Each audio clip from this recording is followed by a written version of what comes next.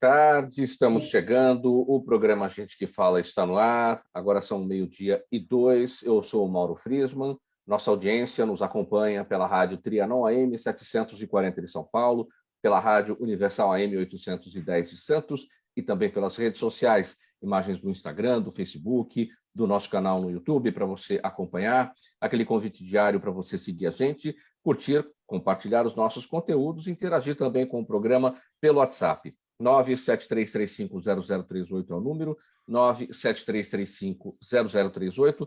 Nas redes sociais, pessoal, sempre marcando a hashtag Programa Gente que Fala.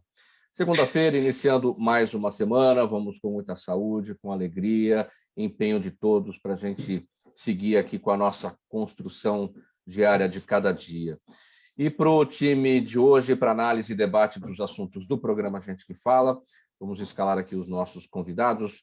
Tiago Dias da Silva, ele é o subprefeito de Campo Limpo, bairro da Zona Sul aqui da capital paulista. Tudo bem, subprefeito Tiago? Seja bem-vindo. Boa tarde, tudo bem a todos? Cumprimento na vossa pessoa, todos os participantes, todos os ouvintes, todos os telespectadores. Vamos aí bater um papo, um bom bate-papo, tentar clarear em poucas palavras de que forma que está Campo Limpo para vocês. Estou à disposição. Muito obrigado pela presença. Subprefeito Tiago, também com a gente a Fernanda Longobardo, ela é diretora da Agência Nacional Italiana de Turismo, ENIT, no Brasil. Tudo bem, Fernanda? Boa tarde. Oi, boa tarde, Mauro. Boa tarde a todos os meus colegas do programa de hoje, principalmente boa tarde a todos os ouvintes, né, do programa Gente que Fala. É sempre muito bom estar aqui com vocês, agradeço mais essa oportunidade. Vamos também bater um papinho aqui sobre a retomada do turismo na Itália.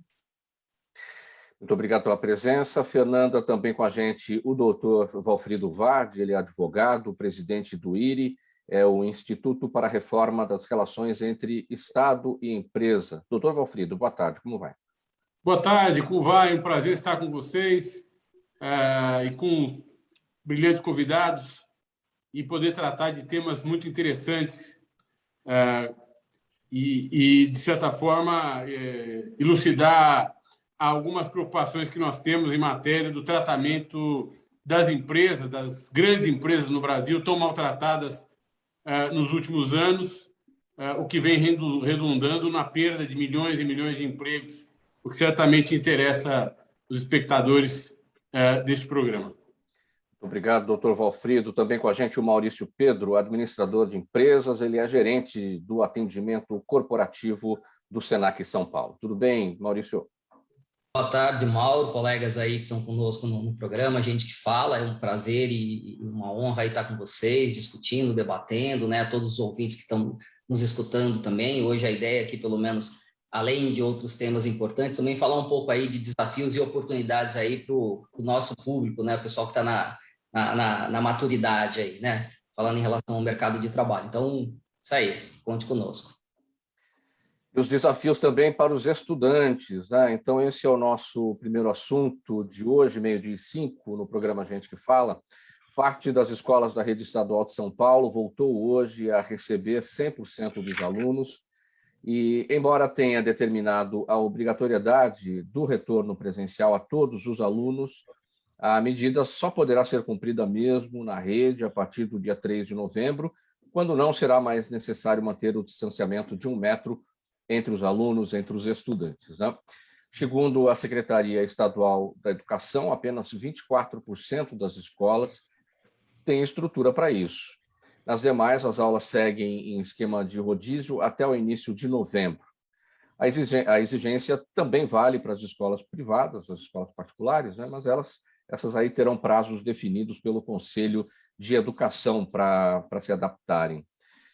Maurício, eu começo com você esse tema, porque você é da área educacional, do Senac, a educação profissionalizante, enfim, mas é da área educacional. Era chegada a hora. A pergunta que fica no ar é: como é que nós vamos tirar a diferença desse atraso, de tudo que aconteceu para esses estudantes, todos eles, mas em especial esses da rede pública, da rede oficial? Mauro, assim, primeiro acho que é importante dizer assim, que o Senac de São Paulo, né, a qual eu represento, tem aí seguido todos os protocolos de higiene, saúde, com muito cuidado, muito cauteloso, com muita responsabilidade. Acho que é importante a gente frisar isso, E a gente também está no aguardo aí da publicação do decreto. Eu acho que esse é o primeiro passo aí mais concreto. Por outro lado, né, eu acho que a gente também está num processo, né, que a gente vem acompanhando desde o início da pandemia, né, e a gente passou por vários estágios, né, e eu acho que tem um monte de coisa envolvidas nessa volta, e cada vez a volta mais integral, e agora programado para o 100% aí. A gente está se preparando e aguardando o decreto. O Senac tem uma proposta pedagógica, metodológica muito consistente. Não tô falando que tem sido fácil, né? Mas é também um desafio grande, e a gente tem procurado, junto com os nossos docentes, junto com os nossos professores, ter propostas, ações, para que a gente consiga, de alguma forma, né, a gente integrar essas pessoas que estavam estudando de casa, os jovens que estavam estudando de casa e agora estão nesse processo de retomada. Não é fácil, né? A gente tem realmente uma perda, mas temos feito tudo dentro do nosso alcance aí para ajudar de alguma forma e cumprir com nossa missão também, né? Que é a educação para o trabalho aí. Acho que esse é o nosso grande desafio, mas respondendo aí mais diretamente a sua pergunta, não é fácil, assim, não é uma coisa tão simples. A gente imagina que tenha uma perda aí mesmo, né? A gente tem estudantes de em várias condições, né? E a gente também está falando da questões tecnológicas que envolveu quem estava à distância. É muito complexo, mas dentro da nossa proposta de metodologias ativas, né, de trabalho muito conjunto com os estudantes, eu acho que a gente tem conseguido aí, na maneira do possível, dentro do contexto que está colocado, né, e que agora vem se avançando, e de alguma forma é importante olhar para esse retorno aí das pessoas para as escolas, também com todo cuidado, seguindo os protocolos, mas eu acho que tem um movimento na sociedade que tem tanto a ver com a baixa na mortalidade dos casos e com o aumento da vacinação. Então, era um momento esperado, né? Eu acho que a gente vem se preparando para isso, mas não é fácil não, Mauro. Eu acho que a gente tem que olhar muito para essa perda que ocorreu nos seus vários tipos de educação, né? Tanto a nossa profissionalizante como quem trabalha na educação básica, né? Subprefeito Tiago, o seu olhar sobre esse tema, você que é um ator do setor público, quais são os desafios que vêm pela frente para tentar retirar, pelo menos em parte, o atraso aí na área educacional para os alunos do setor público? É uma situação muito delicada, né? Não, uma coisa que realmente pegou todos desprevenidos, ninguém esperava passar da maneira que foi, mas a vida ela continua. Não tem como nos omitirmos agora, até porque estamos nesse momento de transição, um momento delicado em que muitas coisas estão voltando ao normal. A educação ela é extremamente importante porque é a base que nós temos da nossa sociedade.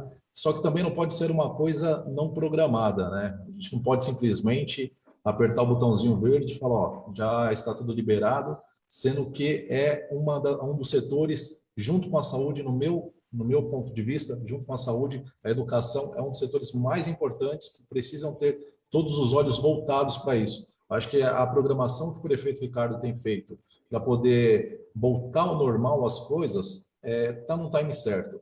É evidente que se a gente for nos depararmos com a economia, poderia ser muito mais rápido. Porém, a educação ela não pode ser não pode ter essa liberdade, essa retomada na mesma intensidade que os demais setores.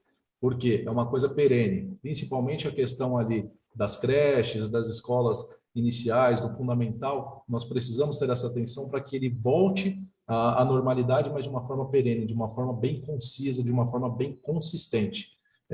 Ainda há, nesse final de ano, ainda há algumas coisas a serem vistas. O mais importante é que nós já retomamos o controle da situação aos poucos, paulatino. Nós queremos que, a partir de janeiro, realmente haja normalidade, de uma forma que possamos falar, a vida continuou. A vida continuou, a educação ela está agora como prioridade, juntamente com a saúde. Nós estamos discutindo cada vez mais de que forma nós consigamos trazer a normalidade da vida para todos, de uma forma bem coesa, bem consciente, para que não tenhamos percalços no decorrer.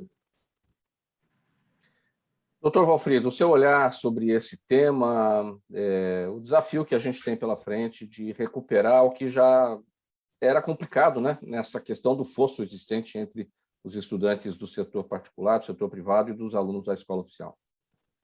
Nós, de fato, se nós observarmos o que o Brasil tem investido ou investiu, sobretudo nos governos que vão de 2002 a 2014 na educação, nós veremos que nós investimos uma montanha de dinheiro, Fausto, enfim, nós não conseguimos melhorar os índices educacionais do país. O desempenho do nosso estudante está aquém do que nós gostaríamos que estivesse. E isso não é culpa do estudante, isso é culpa da circunstância em que ele se insere. É culpa da situação econômica do país, do gap, ou seja, da distância que existe entre as classes sociais, da falta de acesso a meios para estudar. Não adianta prover escola, professores, material didático se a criança não come em casa, não tem condição de fazer 3 refeições, se o estudante está inserido numa família que não tem apoio psicológico, porque os pais estão desempregados ou se inserem em conflitos muito comuns e agravados pela pobreza, né? E tudo isso no contexto da pandemia se exponencializa. Nós tivemos aí estudantes que se distanciaram da escola por quase 2 anos e muitos deles sem qualquer inclusão digital, sem acesso a computador, câmera, tudo que é necessário para minimamente mitigar os efeitos do distanciamento prolongado da escola. E nós não tivemos, a bem da verdade, nós não tivemos, desde que se iniciou a pandemia, autoridades públicas, agentes públicos, governantes verdadeiramente interessados em verter recursos para ajudar a educação nesse momento mais delicado. A verdade é que nós não tivemos um esforço governamental adequado à altura do problema. Nós não tivemos um despertar de consciência para o que virá agora, que é um profundo atraso, né? Um atraso no programa educacional e a necessidade de recompor o conteúdo perdido em 2 anos e, portanto, talvez uma geração de educandos, de estudantes que tenha ainda mais dificuldade de ingressar no mercado de trabalho e desenvolver suas atividades como seres economicamente ativos. É necessário voltar às aulas, é necessário ainda tomar os cuidados, é necessário vacinar a outra metade da população que não foi vacinada, rapidamente nos desembaraçarmos das dúvidas sobre a vacinação de crianças e adolescentes e seguir adiante, mas com políticas públicas e planos de governo especiais e específicos para isso. Fernanda, a gente não conseguiu, ao longo da pandemia, fazer o debate devido, o debate correto sobre como lidar com esse problema dessa lacuna na educação entre os alunos do particular e os alunos da rede oficial. Por que não conseguimos?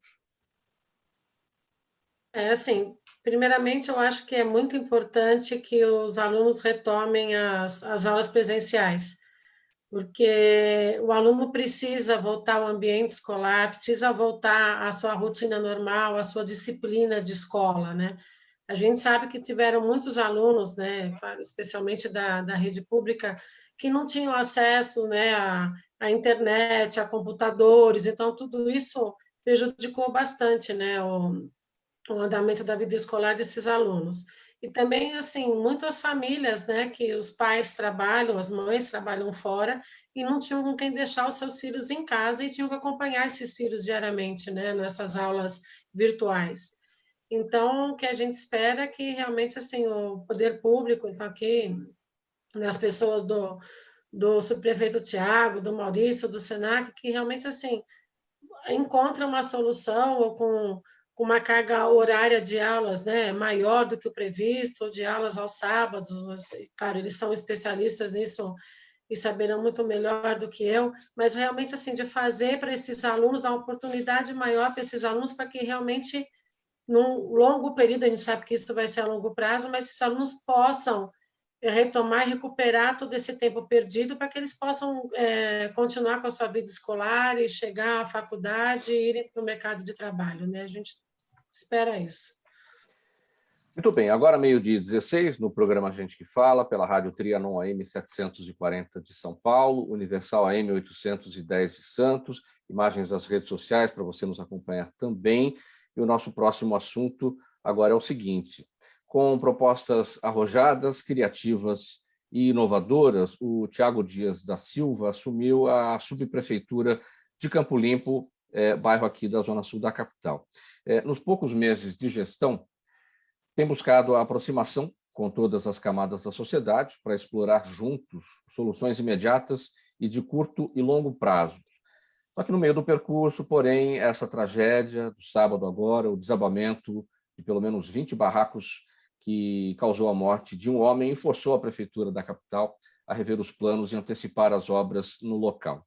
Bom, antes da gente falar com o subprefeito Tiago sobre isso, aqui a solidariedade nossa do programa Gente que Fala, as famílias, questão da tragédia, enfim, a morte desta pessoa, enfim, os desabrigados, as perdas materiais e todo o medo que vem na sequência em relação a uma tragédia como essa, né? Paraisópolis é a segunda maior comunidade da cidade de São Paulo, é a quinta maior do Brasil, completou 100 anos em setembro. A gente falou a respeito dela na semana passada, semana retrasada, aqui pelo Gente que Fala, o potencial econômico que a comunidade Paraisópolis tem, e agora abatida por essa tragédia. O subprefeito Tiago Dias da Silva, do Campo Limpo, aí aquela dúvida, por que o Campo Limpo? Porque a comunidade de Paraisópolis está dentro da área da subprefeitura do Campo Limpo, ali na zona sul da capital, região de Vila Andrade, região do Panambi,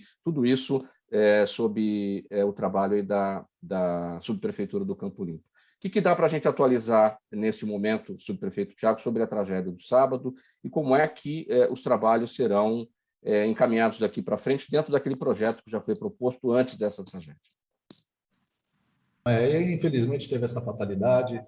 Desde que assumimos, nós temos nos aproximado muito da comunidade, nós temos desenvolvido muitos trabalhos com parcerias. Então, há várias reuniões intersecretariais que nós temos realizado, nos aproximado da Sabesp, nos aproximado da Secretaria de Assistência Social, fazendo um trabalho como um todo para tentar atender as demandas de uma forma mais uniforme, de uma forma geral. Já havia me aproximado também no Paraisópolis, estive na comemoração dos 100 anos, conseguimos junto com o G10 Favela, que você até conversou com o Gilson, um dos representantes do Paraisópolis, conseguimos fazer a inauguração do Parque Paraisópolis. O prefeito Ricardo Nunes inaugurou, um parque que há muito tempo não saía do papel. E em abril nós conseguimos também, via prefeitura, dar início ao projeto de urbanização daquela região e do tratamento do córrego Antonico, que foi onde aconteceu essa situação. Em abril, foi dividido em 6 fases esse projeto. Em abril começou a fase 1 e a fase 2, e já estaria para iniciar a fase 3. Por conta dessa situação, nós invertemos agora a ordem, nós já vamos priorizar a fase 4, que a fase 4 foi onde aconteceu essa situação.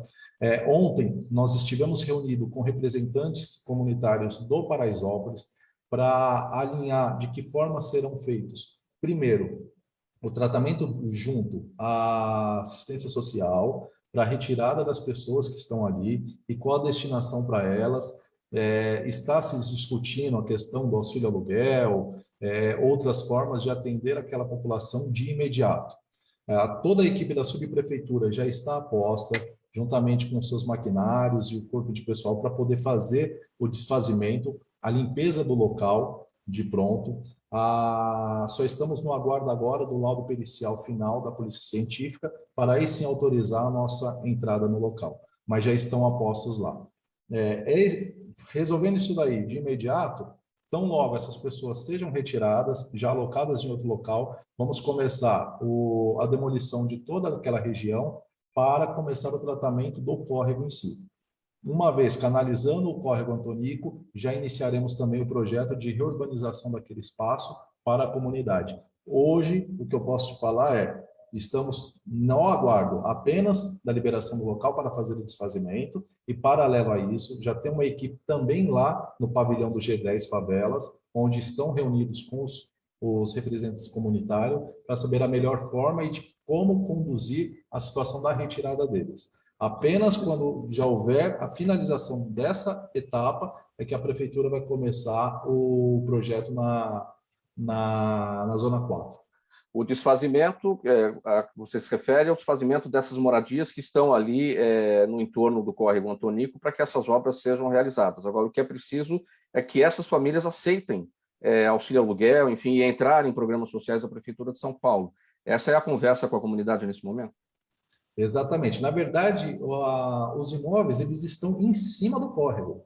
Sim. Por isso que a tratativa tem sido mais rápida ainda, tem muita prioridade nisso, por quê? Para que evite que aconteça novamente. Entramos agora definitivamente no período de chuvas, o que isso nos deixa com maior atenção. A Defesa Civil está lá, dividi meu grupo de Defesa Civil, uma equipe está em Paraisópolis para dar esse ponto de atendimento, as demais estão conduzindo os trabalhos no decorrer do território de Campo Limpo. A Prefeitura de Campo Limpo, como você bem mencionou, ela é responsável por 3 distritos, então, além da Vila Andrade, ainda tem o Campo Limpo, tem o Capão Redondo, e isso daí se estende a Valo Velho, Macedônia, Paraisópolis é só mais uma da área que nós estamos responsáveis, então já estamos de pronto. Agora é mais uma questão dessa tratativa. Eles já aceitaram, eles já concordaram em se retirar, eles viram que realmente hoje a vida está acima de qualquer outra política,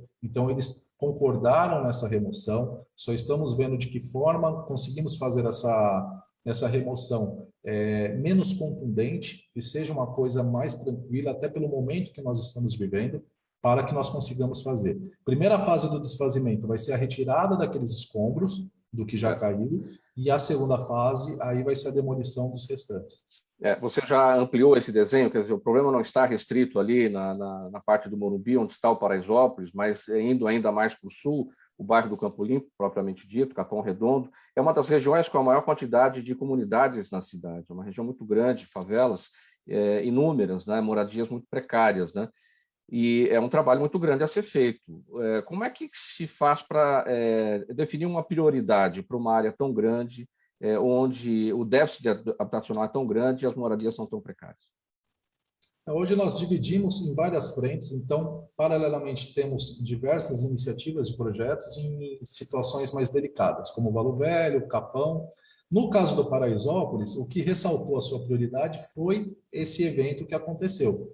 Já havíamos iniciado também em abril. Nós começamos a fase 1, fase 2 e respeitamos toda essa ordem de fase para que o projeto ele transcorresse de uma forma muito coesa. Transferir agora, suspender a fase 3, a terceira fase, para a fase 4, vai também impactar no projeto como um todo. Então, a conversa que nós tivemos com o prefeito Ricardo Nunes foi: também não adianta agora a gente priorizar a fase 4 e depois comprometer a fase 3. Vamos fazer de uma maneira que, priorizando a fase 4 por conta disso, do que aconteceu, mas também conduzir a fase 3 paralelamente. É claro que com uma intensidade menor, porque agora todas as forças estão voltadas para a fase 4, que é aquela região onde aconteceu, e que por conta do período de chuva, nós temos que minimizar cada vez mais a possibilidade de acontecer com os demais imóveis que estão ali, mas vamos fazer em duas frentes, a fase 4 e a fase 3. A prioridade hoje do Paraisópolis é para que não aconteça novamente em razão do que aconteceu no sábado, por toda a estrutura precária que tem ali, desses imóveis que foram construídos, impedir que aconteça com novas famílias. Meio-dia e 26, no programa Gente que Fala, edição de segunda-feira, pela Rádio Trianon AM 740 São Paulo, Universal AM 810 Santos. A gente vai para o intervalo. E na volta, bem rapidinho do intervalo, a gente dá sequência aqui com os nossos assuntos. Até já. Os melhores trabalhos de comunicação nunca abrem mão de um excelente instituto de pesquisas. A Orbis é um instituto de pesquisas que une precisão e confiabilidade estatística com a mais alta tecnologia em pesquisas do mercado. Na sua próxima pesquisa, se eu fosse você, chamava Orbis. Até porque o sucesso é consequência direta da informação que você tem e o que você faz com ela. 12h26, de volta com o programa Gente que Fala, pela rádio Trianon AM 740 São Paulo, Universal AM 810 Santos, e você também nos vê pelas imagens, por imagens nas redes sociais, Instagram, Facebook e o nosso canal no YouTube. Não se esqueçam, minha gente, marcando a hashtag Programa Gente que Fala nas redes sociais. Nosso próximo assunto agora.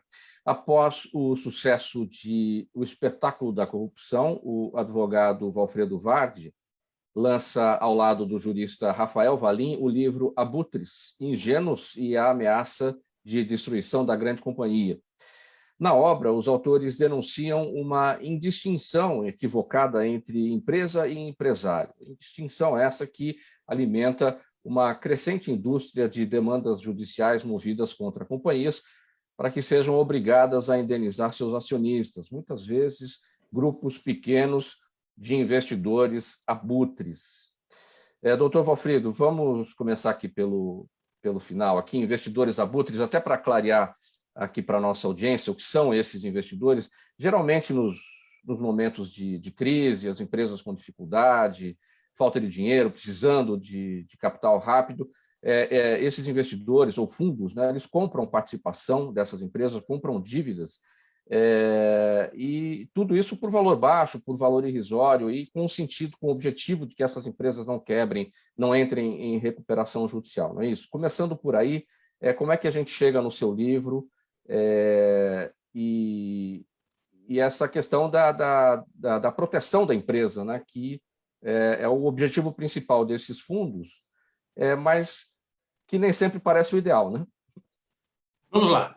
Parece complicado, mas não é simples, né? O investidor abutre basicamente é aquele que compra ações de uma companhia, de uma empresa, numa situação em que ela está exposta, porque ela foi manejada, ela foi usada pelos seus controladores ou pela sua administração, pelos seus executivos, a praticar atos ilícitos, que normalmente os favorecem. Não favorecem a empresa, mas favorecem o controlador ou os seus executivos. Então, ela foi usada pelos seus controladores ou seus executivos para praticar um ato ilícito.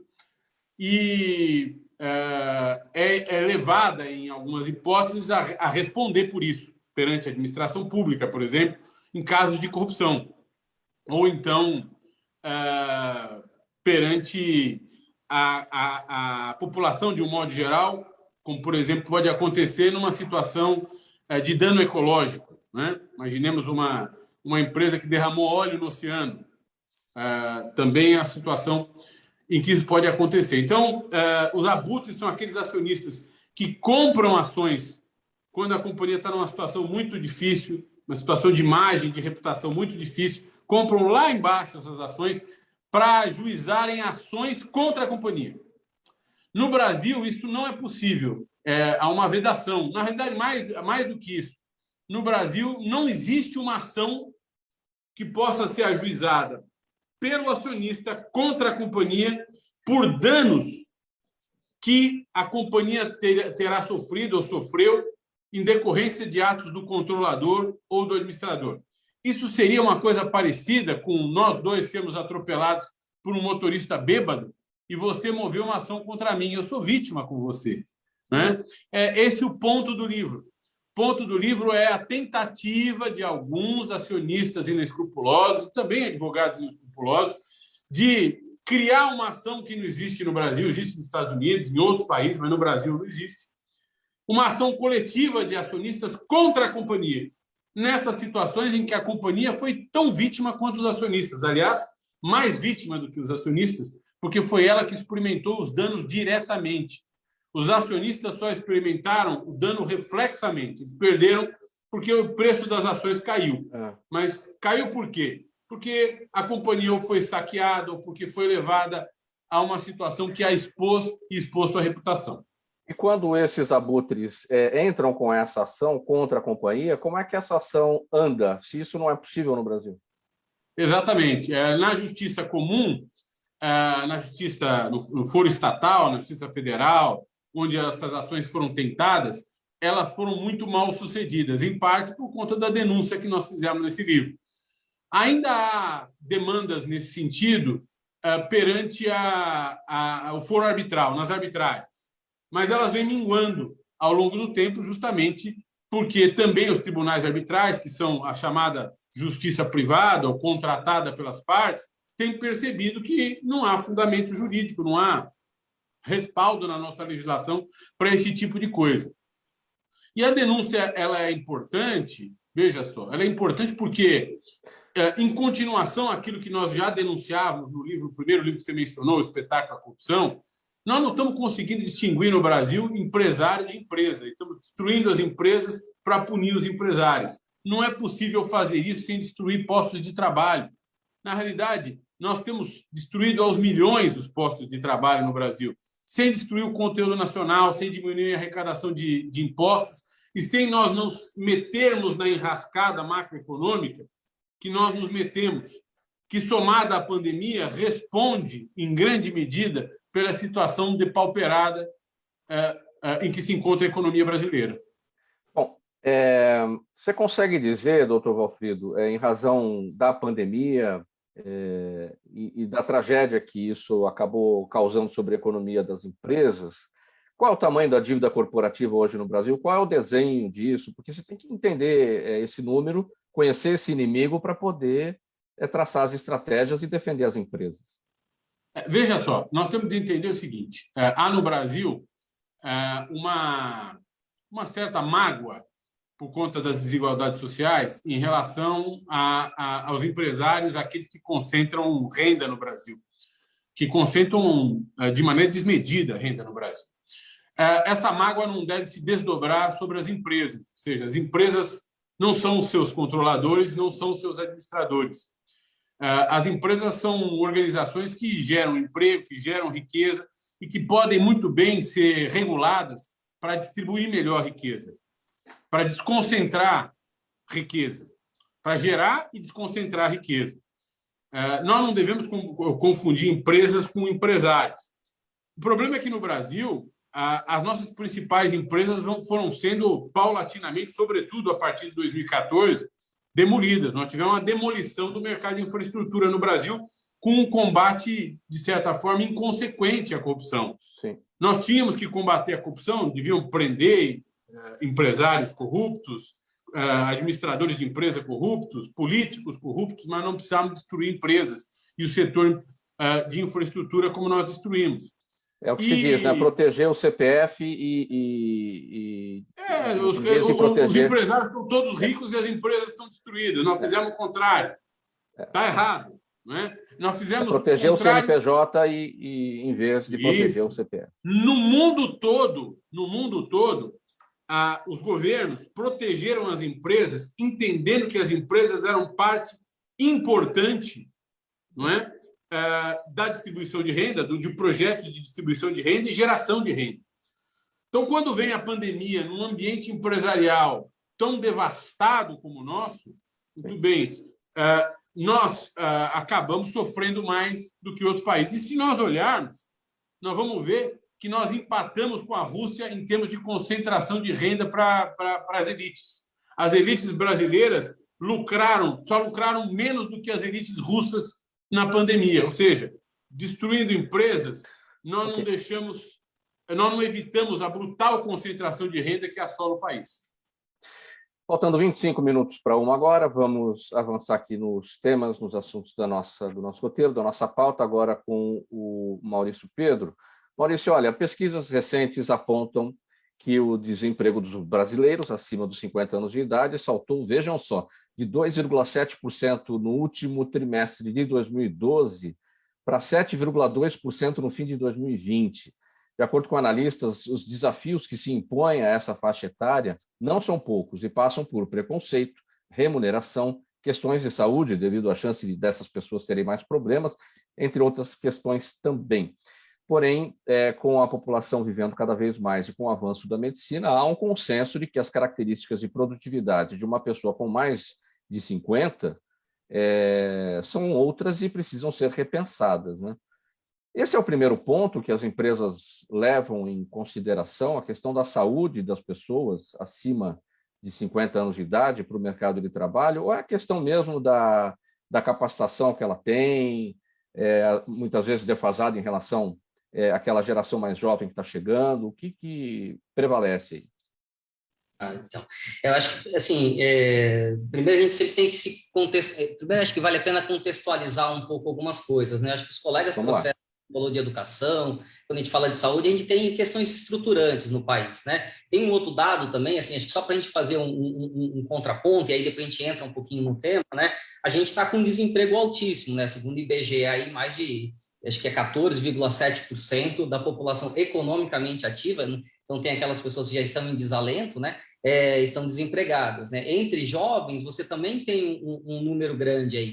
Os jovens aí na faixa dos 14 a 17 anos, tem 46% dessa população que está procurando emprego. Então, assim, o que eu quero primeiramente dizer? A gente tem uma questão de uma relação de demanda e oferta, né? A gente tem uma oferta, digamos, menor de emprego, né? E a gente está falando de carteiras de trabalho, né? CLT ou do setor público, né? E a gente tem outros empregos que têm surgido, outros formatos de emprego. Mas a gente tem uma oferta pequena, uma questão econômica, né? Estruturante também quando a gente pensa em tecnologia. E a gente, por outro lado, tem uma oferta enorme, tanto de jovens quanto do pessoal da maturidade, mas com o pessoal de modo geral. Então, acho que esse é um ponto importante que a gente precisa considerar, né, nesse debate, né? Eu acho que aí, quando a gente começa a entrar um pouco no tema, Mauro, aí da questão da maturidade, né? Eu acho que a gente precisa localizar, né? Eu acho que a gente tem o poder público, que eu acho que é importante, que é quem cria as condições, né? Quem estabelece condições, inclusive, econômicas, de trabalho, de qualidade de vida para essas pessoas. A gente tem as questões relacionadas às empresas, né? Que a gente já fala um pouquinho delas também, que tem uma responsabilidade nisso.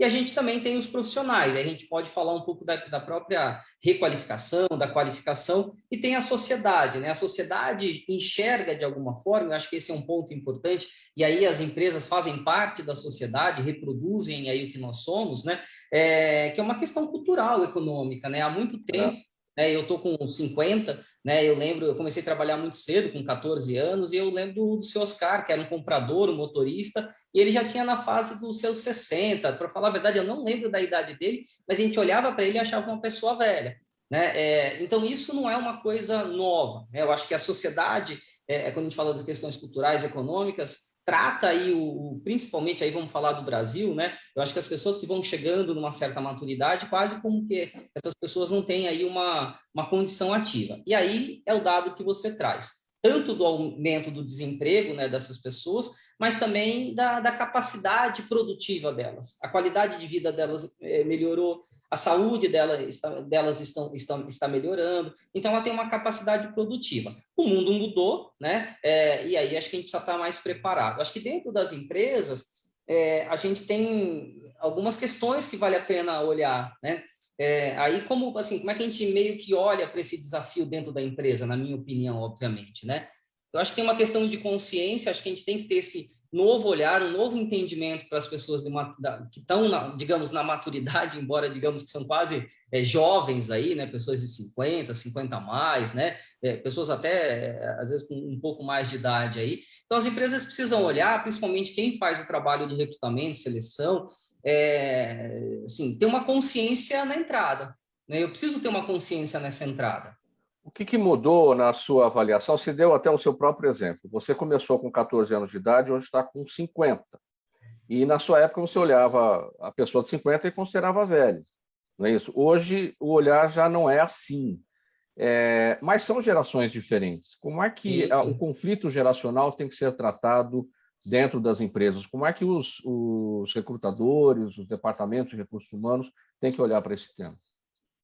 Então, eu acho que ele tem que olhar com muito carinho. A primeira coisa é essa, com muito respeito e com muita empatia, né? O processo de envelhecimento ele é comum a todos, né? Não é um privilégio de um ou outro, é um processo natural. Agora, a gente tem que olhar para isso. Acho que existe conflito mesmo, mas existe conflito, inclusive, em faixas menores, né? Quando você fala dos conflitos geracionais, né? E aí você vai pegar pessoas de várias gerações, acho que a empresa precisa olhar para isso. Agora, acho que tem um lado muito positivo em você ter diversidade etária na sua equipe. E a gente tem falado, muitas empresas têm falado, muita gente tem falado muito da diversidade, seja de gênero, de etnia, né, aí de idade também.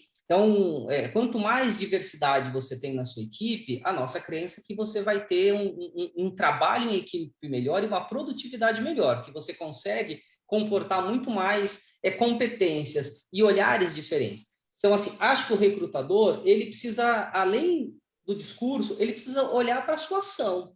Eu integro pessoas ou eu não tenho? Porque hoje, assim, não dá para dizer que as empresas colocam lá, assim, eu não vou contratar pessoas com essas características, até porque é crime, né? Não pode ir para essa linha. Mas eu acho que na minha ação direta, eu contrato pessoas com idades diferentes, né? Eu contrato pessoas com 50 a mais, então acho que esse olhar consciente de quem recruta, quem faz seleção, e os próprios gestores e os próprios líderes. Eu acho que ele tem que ter esse olhar. Quando eu digo olhar, assim, além do olhar, ter ação. Eu preciso olhar para a minha equipe e ver como está composta a minha equipe. Para aí, quando... Pode concluir. Não, quando eu tiver a oportunidade de contratar, eu vou beneficiar pessoas que me interessam, mas precisa ter esse olhar, né? E dentro da empresa, assim, você precisa trabalhar, na minha opinião, aí numa transição, né? Quando você pega o jovem, ele tem uma imaturidade comportamental, atitudinal e até em relação à sua parte técnica. Pode falar, Mauro. O que a gente está experimentando agora com a questão que a pandemia acabou agravando, né? Você vê, qual o número que eu dei aqui? 2,7% para 7,2%. Parece uma inversão de algarismos, né? Mas é verdade. Então, 7,2%. Essas pessoas com mais de 50 estão subutilizadas, estão fazendo coisas no mercado de trabalho de forma alternativa, informal, enfim. Estão subutilizadas. E com o passar do tempo, elas vão ficando cada vez com mais dificuldade em voltar, né? O que é preciso fazer? Porque para você fazer uma recapacitação, um novo curso, tentar se adequar às novas exigências do mercado, é preciso estar nativo, é preciso ter dinheiro, enfim. É um buraco bem sem fundo, né, para poder sair. Como é que faz? Assim, sempre... A gente tem problemas fáceis de identificar, mas muito complexos de resolver. Eu acho que, de modo geral, isso... para vários assuntos, inclusive, que a gente já trouxe aqui. Não é simples, não. Eu acho que, assim, quem está nessa faixa que eu estou e de colegas, eu tenho um amigo que perdeu o emprego tem uns 3 anos, com todas as mudanças econômicas, né? Eu falo, mas eu não consigo achar... as empresas optam por profissionais mais jovens, porque provavelmente ela vai pagar menos, né? Agora, eu acho que tem que fazer essa equação. Eu vou pagar menos, mas eu vou ter uma qualidade melhor? Não sei. Quanto às pessoas, eu acho que hoje, assim, o próprio Senac, assim, no ano passado o Senac distribuiu 95 mil bolsas só no estado de São Paulo, tá? Então, assim, acho que hoje, há muito tempo, eu me lembro que eu estou no Senac há muitos anos, tá, Mário? Assim, Mauro, e há um tempo, acho que uns 10 anos, o governo do estado fez um trabalho que, inclusive, o foco eram pessoas que estavam a partir de 30, 40 anos, porque eram pessoas que estavam, de alguma forma, precisando de uma nova qualificação. Então, a gente tem essas oportunidades. Se a pessoa tem condições, ela precisa olhar para o processo de aprendizagem, o processo de desenvolvimento dela ao longo da vida. Essa é uma responsabilidade minha. Eu, como profissional, eu preciso entender que o mundo está mudando, que o contexto está mudando. Se eu estou empregado, eu deveria ter muito essa atenção. A gente fala das questões tecnológicas, né? Que ela meio que está transversal. Se eu não domino minimamente, dominar, que eu falo assim, utilizar, né? Então, acho que tem também a responsabilidade da pessoa, do profissional, mas também tem a responsabilidade da empresa de proporcionar, porque um profissional maduro, né, ele vai trazer uma série de benefícios para a empresa. Ele pode trabalhar nessa transição que eu te falei, ele pode ser utilizado como um mentor. Eu estava pensando aqui, né, o que o ser humano gosta muito? De história. Quem conta história hoje, né?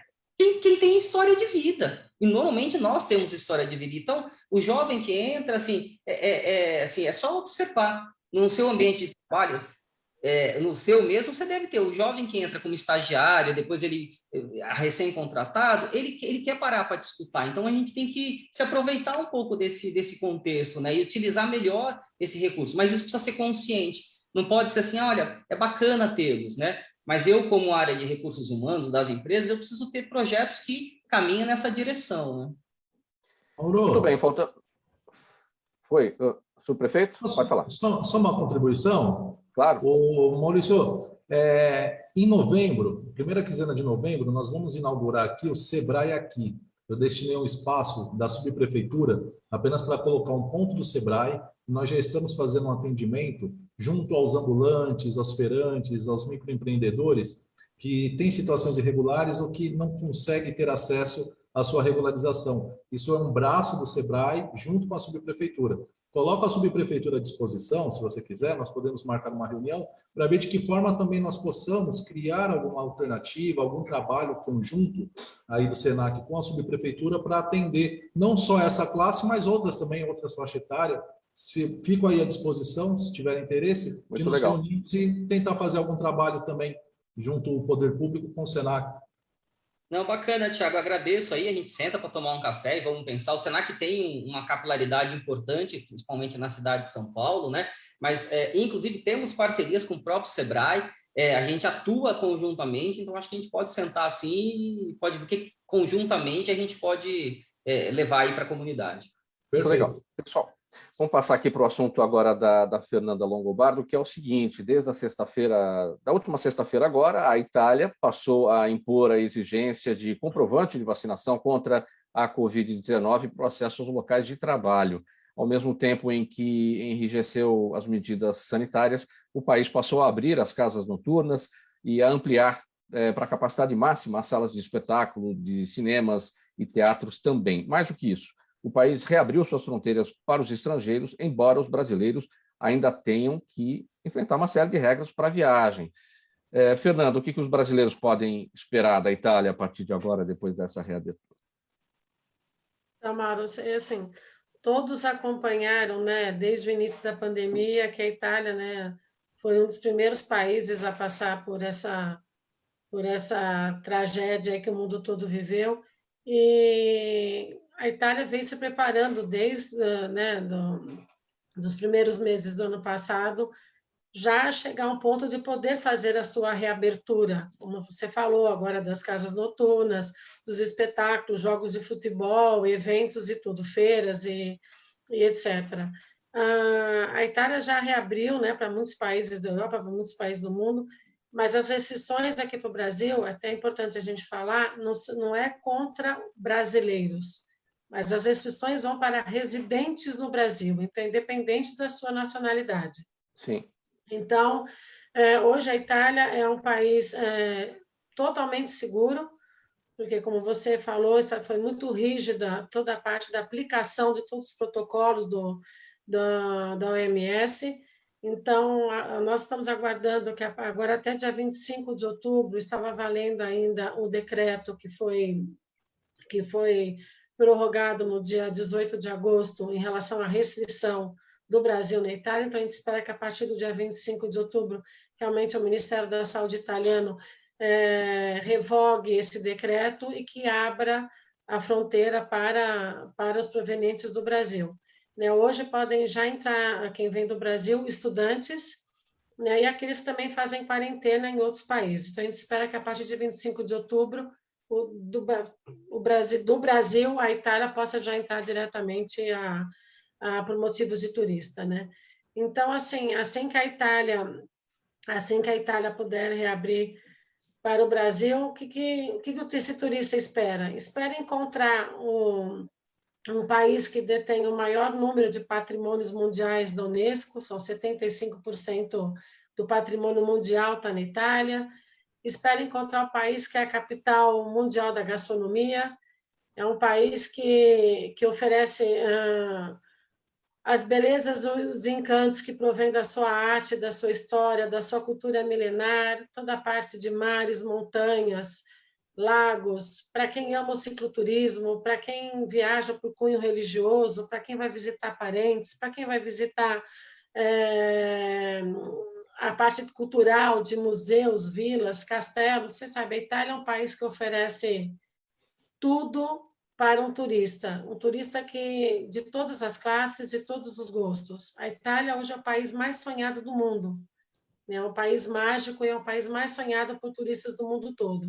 Então, a gente A gente sabe que o brasileiro está pronto, com as malas prontas para poder embarcar para a Itália assim que essa abertura for total. Aí a gente espera a partir do dia 25 de outubro.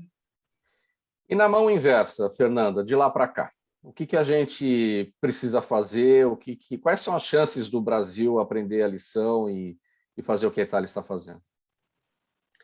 Olha, eu acho que assim, o Brasil está muito próximo do que a Itália vem fazendo, porque mesmo a nossa mentalidade aqui, né, latina, e muitos, sabe que a Itália sempre foi muito presente no dia a dia do brasileiro, né, em tudo, seja na parte das tradições, na parte da tecnologia, na parte de infraestrutura. O Brasil sempre esteve muito próximo da Itália na sua vida do cotidiano. Então, a gente participa, tem muitos encontros, isso não só a parte do turismo, mas também através das câmaras de comércio, né, através do Instituto de Comércio Exterior, aí, que fazem parte do consulado, da embaixada, que realmente que se aproximam mais as empresas italianas e das brasileiras, passando essa tecnologia, passando essa experiência italiana aqui para os brasileiros. Na parte de turismo, o Brasil está bastante avançado e está muito próximo realmente do que está acontecendo na Itália para atrair turistas para a Itália. O Brasil está recebendo muitos turistas também que vêm de fora para cá. Tem muitas oportunidades para quem vem de fora também. Fernanda, a pergunta aqui da nossa audiência, ela vem do seu Jaime, do Jardim Bonfilholi, sempre com a gente participando, fazendo aqui os questionamentos. Ele quer saber em que medida a extinção da Alitalia pode impactar no fluxo de turistas da Itália. Esse foi um assunto que percorreu o mundo aí alguns dias atrás. Dia 14 de outubro, infelizmente, foi o último voo da Alitalia depois de 70 anos, né? A Alitalia, que sempre foi a companhia aérea de bandeira da Itália, um ícone da Itália, mas no lugar da Alitalia está chegando a ITA, que é a nova empresa aérea italiana. Então, a ITA já começou a voar a partir do dia 15 de outubro, e no Brasil, a ITA começa os seus voos no dia 28 de março do ano que vem. Então, enquanto a ITA não chegar no Brasil para fazer um voo direto de São Paulo para Roma, que a partir do dia 28 de março serão 5 voos semanais diretos, nós temos as opções das outras companhias aéreas que voam, né, a partir dos seus hubs na Europa. Então, nessa parte, a gente assim, não se sentiu prejudicado. Infelizmente, não teremos um voo direto nesse momento, mas através de várias companhias europeias, continuará um fluxo do Brasil para a Itália sem problema algum. Outras perguntas por aqui também. Então, essa foi aqui da Fernanda, veio do seu Jaime, do Jardim Bonfilholi. Tem uma pergunta para cada um. Eu vou pedir brevidade a todos, gente, porque só faltam poucos minutos aqui para a gente poder cumprir com cada uma. Diego Oliveira, no Instagram. Maurício, ele pergunta: a troca constante de trabalhadores mais velhos pelos mais jovens não acarreta uma perda constante de conhecimento para empresas? Como não jogar fora essa sabedoria acumulada ao longo dos anos? É o que você estava tratando aí. Essa combinação dos mais jovens com os mais velhos, os mais novos querendo aprender, essa necessidade, né, da permanente comunicação entre todos, né? Não, com certeza, Mauro. Acho que assim, eu esqueci o nome do ouvinte aí, perdão. Mas... Diego Oliveira. Então, Diego, eu concordo plenamente. Como o Mauro falou, é um pouco do que eu estava expressando, do que eu estava explanando. Eu acho que a gente tem que ter essa consciência. As pessoas mais velhas hoje, ou as pessoas com mais de 50, com 40, até 60, 70, não importa muito, acho que precisa ter uma nova... a gente precisa ter um olhar diferente, a gente precisa ter uma postura diferente. E aí eu digo, de novo, das empresas que contratam, das empresas que formam, como é o caso do Senac, que qualificam, do poder público, mas da sociedade também. A gente precisa começar, a gente mesmo, trabalhar isso com os nossos filhos, com os nossos netos, o respeito ao mais velho, né? Eu acho que aí a gente tem uma questão de necessidade de mudança cultural, mas tem sim uma perda importantíssima aí na produtividade e na subsistência, na existência da empresa. Subprefeito Thiago, com muita brevidade. Olha, primeiro aqui, muita gente aqui nas redes sociais agradecendo o seu empenho no final de semana em Paraisópolis, claro, por conta de todo o trabalho realizado lá em razão da tragédia do desabamento. E a pergunta aqui que vem do Luciano Melo, ele está no YouTube, Ele quer saber por que a pavimentação das vias públicas de São Paulo é tão mal avaliada e se há algum plano para a recuperação das ruas aí da sua região, do bairro do Campo Limpo e da subprefeitura nos demais bairros aí próximos. Boa tarde, Luciano. Obrigado pela pergunta. Hoje nós temos um trabalho inicial dos tapa-buraco. Então, como nós temos feito? A pavimentação fica com a secretaria, que tem um plano maior de pavimentação inteira, e com as subprefeituras estão a responsabilidade do tapa-buraco, que seria aquelas questões menores. Na sua rua tem uma situação assim, está muito esburacada, abre um 56, faz o pedido, envia as fotos, faz a reclamação. Isso daqui de pronto, um período muito rápido, vem até a subprefeitura, a secretaria envia uma pessoa responsável para ir no local apenas para confirmar onde estão e fazer a metragem. E logo em seguida nós já vamos até as ruas fazendo tapa-buraco. Há 15 dias nós fizemos no Macedônia, em alguns setores, nós estamos setorizando para poder atender de uma forma mais ampla. E o trabalho de recapeamento fica pela secretaria. Doutor Valfrido, bem rapidamente também, a Marta Novaes no Facebook pergunta, uma empresa que ganhou uma concorrência através da corrupção, ganhou uma concorrência através da corrupção de seus dirigentes, não prejudicou os seus concorrentes? Ela não precisa ser punida por isso? Sim, ela prejudicou o seu concorrente e nós não podemos confundir.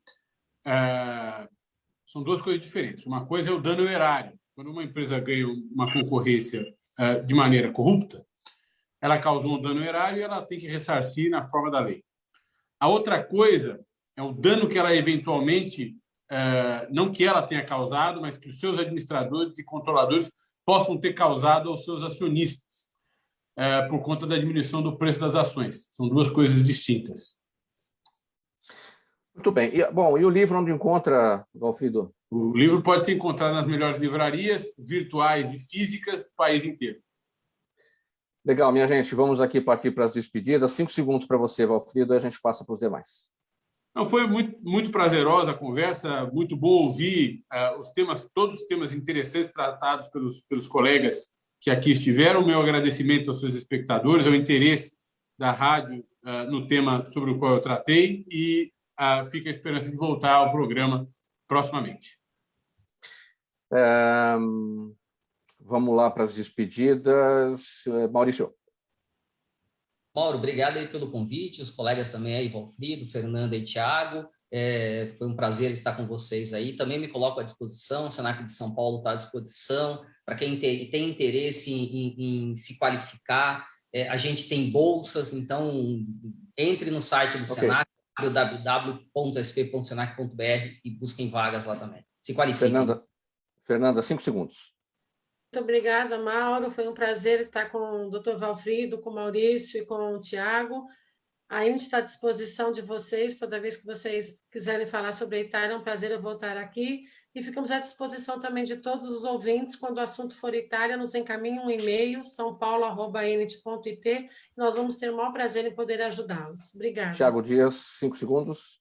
Quero agradecer a oportunidade de deixar um terceiro meio de comunicação no Instagram, que eu faço só pelo trabalho, Thiago Dias com TH. Entre, vejam tudo que nós estamos fazendo e por direct nós conversamos diretamente. Dúvidas, qualquer coisa, estou à disposição. Muito obrigado, minha gente. Thiago Dias da Silva, subprefeito de Campo Limpo, Fernanda Longobardo, o advogado doutor Valfrido Vardi e também o Maurício Pedro, gerente de atendimento corporativo do Senac. O agradecimento em nome da equipe do programa Gente que Fala. Na mesa de som com a gente hoje, nessa edição, o Neildo Neres, o Sérgio Souza, o gerente técnico da Rádio Trianon, apresentação minha, Mauro Friesman, o Pedro Schiavon na pauta e redação, a Zenilda Salvato, nossa diretora de produção, o jornalista Fausto Camunha, nosso diretor-geral, e você, ouvinte, você, espectador, a razão da nossa presença aqui todos os dias. Chegando agora na programação da Trianon, Dermeval Pereira, programa Sociedade em Foco, até as 2. A partir das 2, o André, Lúcio Nicole com o André e você. Antes disso, Débora Mendonça, repórter, chega com as informações do trânsito na capital paulista para tirar você do congestionamento nessa segunda-feira chuvosa aqui em São Paulo. Abraço a todos, obrigado pela audiência, tchau, até amanhã.